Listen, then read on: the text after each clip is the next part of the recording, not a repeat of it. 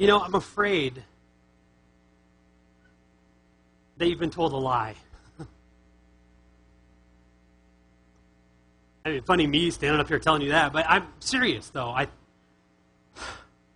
You've been lied to. So you've been told that I hate you, that I despise you, that I want to kill you and hurt you. Not for blood. It's not true. I'm going to be completely honest with you. The truth is, I'm jealous. I'm jealous of you. See, I was there when he created you. I was there. I saw the process that he took to make you, to form you, to breathe life into you. Let me tell you what. How could I not be jealous of that? I mean, you have no concept of how much care has gone into creating you, how much brilliance is in you. I mean, forget about your personality and all that kind of stuff and who God made you to be. Forget about all of that stuff. I want you to just even focus on your physical being. Do you realize how amazing just your body is? How intricately made it is? And take, for example, your mind, right? Your brain. Your brain. This little 3-pound pile of goo sitting up on top of your head. Do you have any concept what God has given you just there? I mean, forget about even the motor functions and what your brain tells you to do and tells you how to think and how to feel. Let's just talk about your memory for a minute. Because your memory is it's unbelievable. Because of this brain that God gave you. See, he put in you the ability to remember. To remember. And do you know that scientists believe that even when you're in the womb, you're creating memories? Do you find that amazing at all? I mean, can you see why I would be a little bit upset and a little bit jealous about that? Because he cared so much for you. So much. And forget about when you're in the womb. Let's talk about like real life. When you're born, you pop out, your parents give you a name, hopefully. Right? And that name, you memorize. Right? 4, 5, 6 months old, someone is saying your name, and you start to realize, hey, this person is calling me something. That must be my name. And you remember it. You're not tracking with me, are you? You just right over. All right, listen. I'll prove it. On the count of 3, I want you each to say your name. First, middle, and last, all right? 1, 2, 3. Way to be excited about your name. Maybe that's not a big deal to you. It's your name. So what? How about this? How about your address? Say your address. Go ahead. Out loud.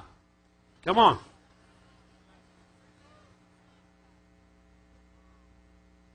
You learned it when you were like in kindergarten, right? And not only that, maybe you've moved. Maybe you've had to learn multiple addresses.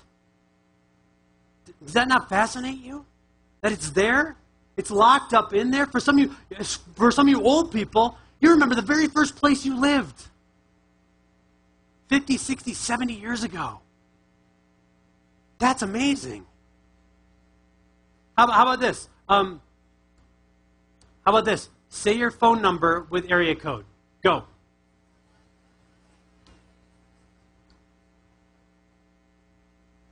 Okay? I want everybody to do this because I want to prove to you, all right, that you have a brain. Some of you, it's still pretty questionable.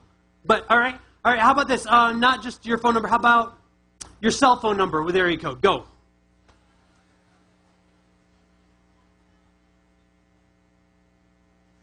Okay. How about any other phone number? Maybe a work phone number, your best friend's phone number. I don't care. Go. With area code. Go on.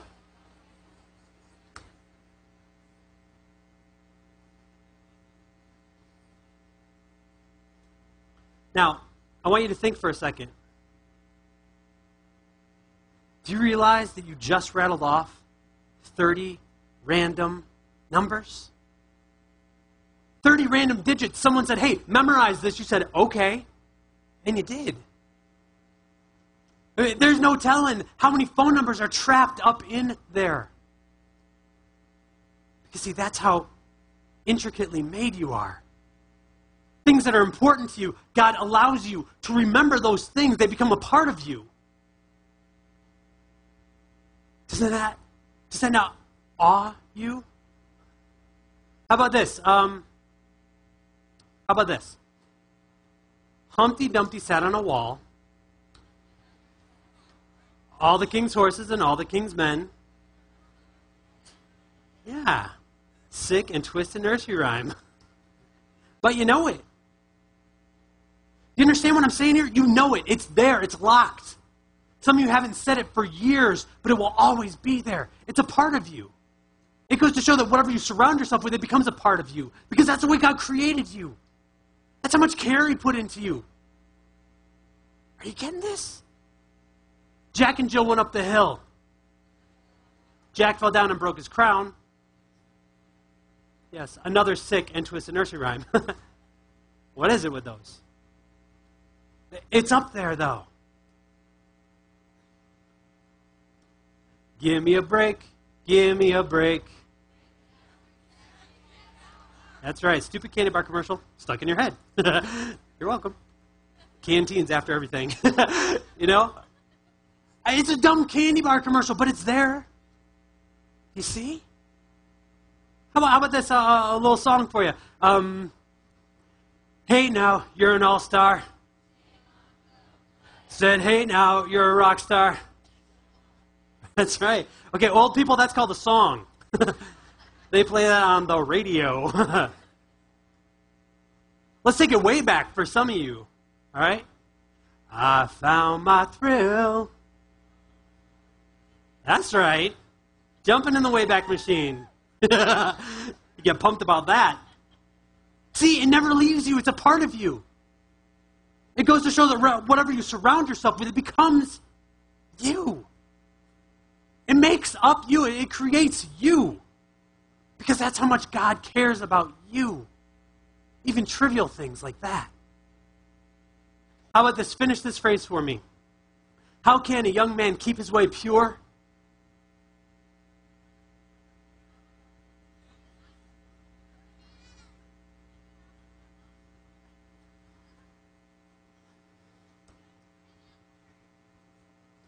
It's not quite the response you had to the Kit Kat commercial. I'm surprised you all don't know that, you know, Psalm 119, verse 9. How can a young man keep his way pure? By living according to the Word. A couple of you do. Hooray. But I mean, you know, you're Christians and all, right? I mean, shouldn't you care about that? Oh, no, I'm sorry. You're New Testament Christians. That's Psalms. That's Old Testament. We don't worry about that. Besides the Psalm 119, it's so long. How can anyone expect you to remember any of that? My mistake. All right, I'll tell you what. Let's make it a little more modern. We'll bring it up a couple thousand years. All right, we'll do New Testament stuff for you New Testament Christians, right? You know what? I'm going to make it so easy on you. There's no way you can get this wrong. These are the words of Jesus. Stuff He said before He went to die. Okay? I mean, pivotal point in your belief system. I'm going to give you the book, chapter, and verse. This is a no-brainer. John chapter 17, verses 16 and 17. They are not of the world, even as I am not of it. Sanctify them.